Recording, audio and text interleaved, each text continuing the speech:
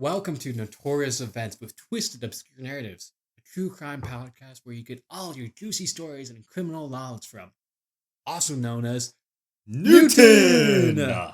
As you can tell by our name, we love ourselves our physicists. And for episode 642, we are going to be ranking our favorite physicists. All right, let's start with Isaac Newton, shall we? Yeah, So, Isaac Newton was arguably a pretty important guy. arguably, yeah. Yeah. So, he did the three laws of motion. First Mhm. law being an object at rest will stay at rest, and an object in motion will stay in motion Yeah. unless acted upon by an outside force. The tendency of an object to resist changes in motion is called inertia. Mhm. His second law of motion states that force equals mass times acceleration. Originally, this equation was a change in momentum per change in time, but it can be rewritten as F equals ma. Wow. His third law of motion states whenever a force is exerted on an object, the second object returns an equal and opposite amount of force. Newton's laws combined with Kepler's laws help to explain the elliptical orbit of planets and has many practical applications as you would imagine in today's society. I mean, if we just think about his applications, just in like other realms of physics, it's like near endless. I mean, we talk about our physics toolbox a lot in this podcast, and like especially Newton's third law, every force has an equal and opposite reaction. I mean, that's used almost constantly. Like you're trying to balance out forces, you can solve for one variable, whatever. You can do a lot with his simple rules, and it's amazing what they can do. Exactly. And this is applied to gravity and the normal force. This is applied like calculating those. And his discovery of forces bleeds into many topics such as momentum, dynamics, torque, And much more, Yeah, honestly. exactly. And he also did the universal gravity equation: G equals F equals G m1 m2 over r squared. Mm-hmm.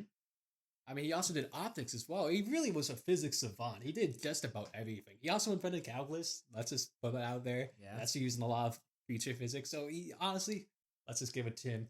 S tier for top. It doesn't get better than him. He's Call the him standard. Big Mama. Okay, now let's move on to a little bit older physicist.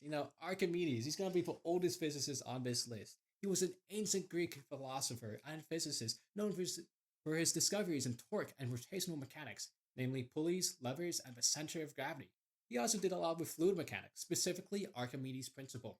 Archimedes' principle being the upward buoyant force that is exerted on a body immersed in fluid, whether partially or fully submerged, is equal to the weight of the fluid if a body displaces and acts in the upward direction at the center of the mass of the displaced fluid. He also did the law of lever and pulleys. That's just effort times the effort arm equals the load times the load arm.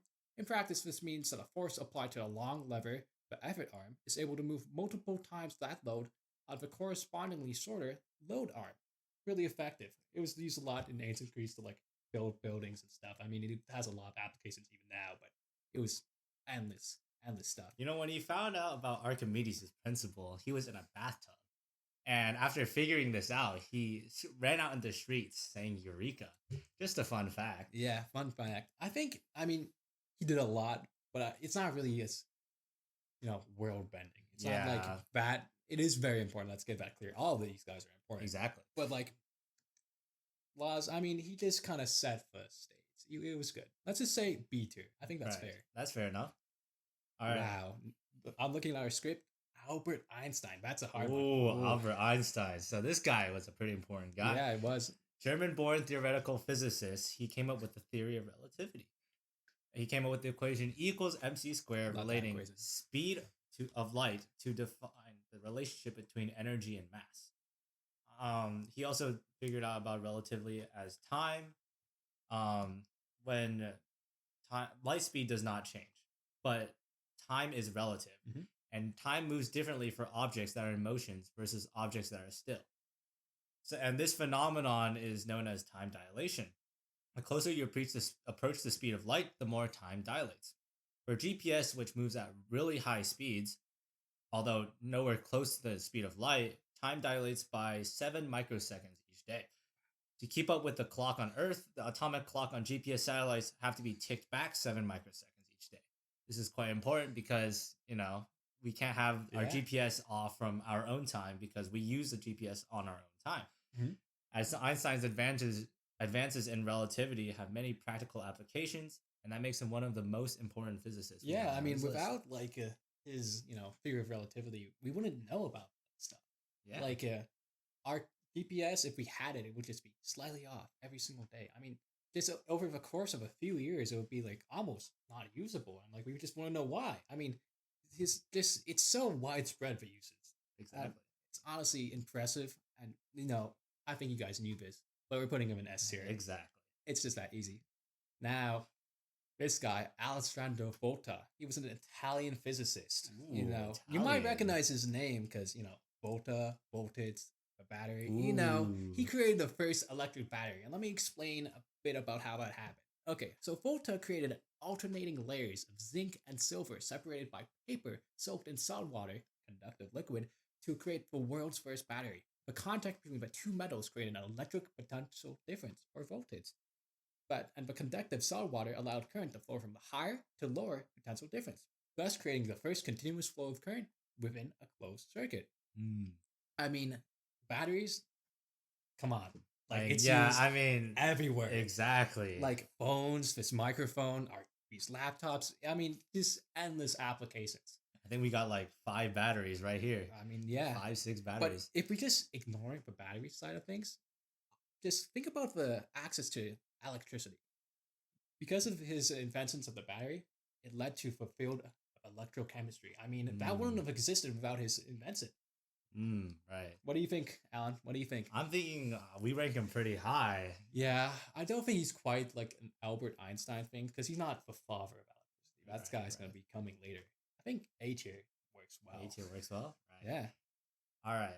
Moving on to our next physicist, we have Heinrich Hertz. Hertz, wow. Hertz was you might recognize his name because there's a unit named after him, but I'll get to that later. Lots of units now. Exactly. Hertz was an 1800s physicist in Germany who lived quite the young life of 37, but he was very crucial in the development of electromagnetic science. First thing he did was prove that light is an electromagnetic wave. He used a high voltage induction coil to cause a spark between 2 pieces of brass. The idea is that once a spark was produced, forming a conducting path between the 2 pieces of brass, the charge would oscillate back and forth, emitting electromagnetic waves similar to the size of the conductors. To detect the electromagnetic radiation, Hertz used a piece of copper wire bent into a circle with one end being a point and another end being a sphere. And the presence of oscillating charge in this receiver would be seen by a spark across the gap between the sphere and the point. And through this experiment, Hertz was able to detect radiation up to 50 feet away. In the same experiment, he was the first person to observe the photoelectric effect, although albeit a lot on accident. So the photoelectric effect is the emission of electrons due to electromagnetic waves above a certain frequency. And in his experiment, Hertz saw that it was really hard to see the spark because the gap between the point and the sphere was very, very tiny. And so he tried to use different materials to see the spark better. But by doing this, he noticed that the spark length was smaller than it was before when he was using a dark case. And through some experimentation, he found out that using different materials and frequencies had different effects on the release of electrons. And this is known as the photoelectric effect. And this has many applications in our real world, including solar panels, electric eye door openers, and the photostatic copier.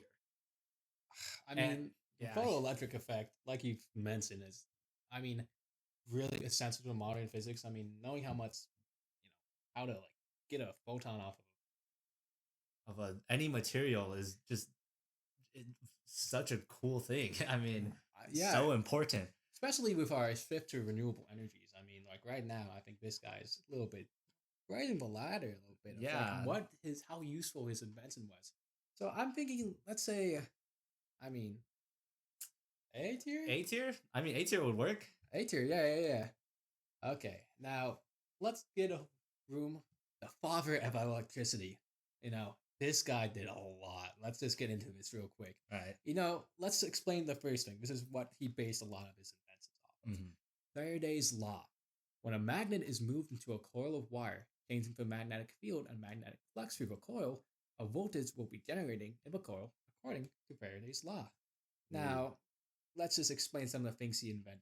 The electric motor, the generator, the transformer, so many things which we use, are basically essential in like modern day technology, specifically electronics, are just invented first and demonstrated first by Faraday. I mean, he was insane with what he did. Let's just explain a little bit of how each one works. Right. So, like the electric motor, for example, by running a current through a vertical wire above a permanent magnet inside a conductive saltwater solution, Faraday found out that the wire would rotate counterclockwise around the permanent magnet as long as there is a current. This was the first generator. I mean, not generator, electric motor. I'm sorry. I like it. Although it wasn't really effective for any uses, it set the standards for what was to come. I mean, this is basically magic back then. Imagine just seeing something just moving without any mechanical input. It was Right. insane. Then you have the generator for also an application of Faraday's law. It uses mechanical movement to rotate a conductive coil between the two poles of a magnet, thus inducing voltage.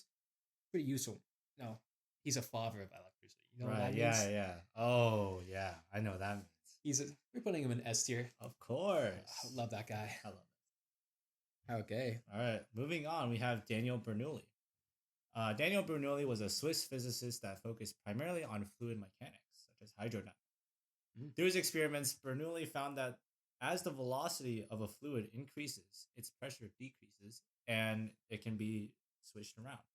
This principle, now named Bernoulli's principle, has lots of application in aviation, hydraulics, Blood and circulation? blood circulation. Wow, that's crazy.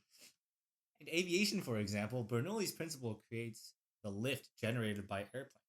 Airplane wings are designed to let faster moving air flow over the top of the wing and slower moving air flowing underneath. This principle states that the pressure of the faster moving air is slower than the slower moving air, less than the slower moving air, Yeah. which creates a pressure difference that generates upward lift. Hydraulic systems used in brakes and other forms of heavy machinery use Bernoulli's principle to control the pressure difference within them by changing the velocity of the fluids within the hydraulics. Wow. And in our body system, like the way our heart pumps blood, There's varying, sizes of diameters of each vein and artery, and depending on the area within these arteries, it has a different flow speed, which has a different velocity. So certain areas have faster moving liquid, certain areas have slower moving liquid, and all these create like a pressure imbalance, which helps the heart like use the minimal amount of energy required to like pump your blood around. And it's really part of what makes the human body so efficient. It's by using these pressure differences between like slow and fast moving blood.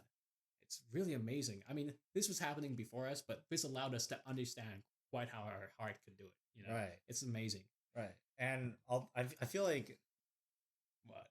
these these things, although they're great and all, are kind of lackluster compared to a lot of the physicists that we talked Yeah, about like a before. Faraday or Einstein. I Right. kind of get that. Yeah, So- we let's call it even because this is important. Let's get that clear. Right. Let's say B tier. I Yeah, think B tier is pretty fine. good. Yeah. Mhm. All right. Now, hey, we talked about him a few times before. Let's talk about Johannes Kepler. He's mainly known for his three laws of planetary motion, and which laid the groundwork for Isaac Newton to work on his theory of universal theory of gravity. I mean, his three laws being the first law: a planet orbits the sun in elliptical paths with the sun at the focus. The second law, or area law, is the statement that a line joining a planet and the sun sweeps out an equal area in equal time. The third law states the relationship between the orbital periods and distances of the planet from the sun.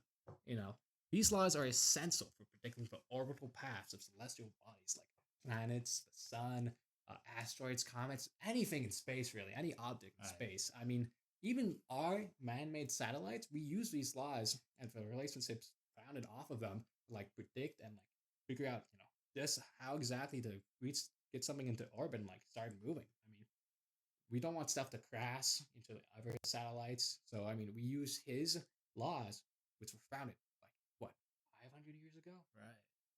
Like, I mean, this has long lasting effects. And I think we Right. put this guy as an A tier. Right. I mean, his laws are really important, but they're also very niche to astrology. But that's not to understate his influence on Yeah, astrology. exactly. So I think A tier is quite appropriate. Mm-hmm. Our last guy that we're going to talk about is Nicholas Leonard Sadi Carnot, another physicist that is known as the father of their field. Insane. Carnot, Wow. although dying young at 36, accomplished so much in physics. What did he invent? The Carnot heat engine, the Carnot theorem, and the Carnot cycle. Wow. So let's talk about the Carnot cycle. The Carnot cycle is a theoretically reversible cycle that happens within a closed thermodynamic cycle. This is used in our Carnot heat engine, which is a 100% efficient engine that is reversible based on the Carnot cycle.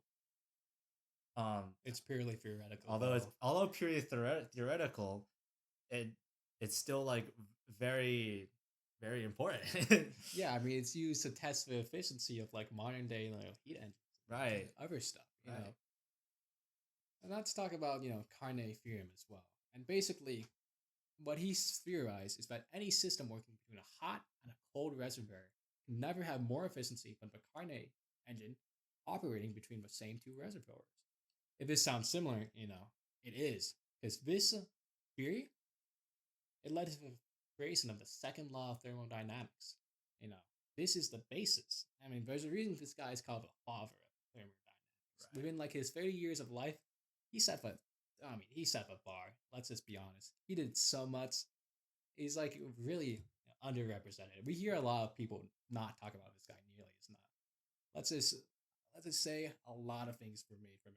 Refrigerators, combustion engines, heating and cooling systems, steam turbines, and so much more. I think it's a pretty easy one. I think S tier. Yeah, it's easy. Yeah. Easy S tier. Well, okay. That's our last physicist. Hey, we hope you guys enjoyed this episode of True Crime from Newton. We'll see you out. Peace. Peace.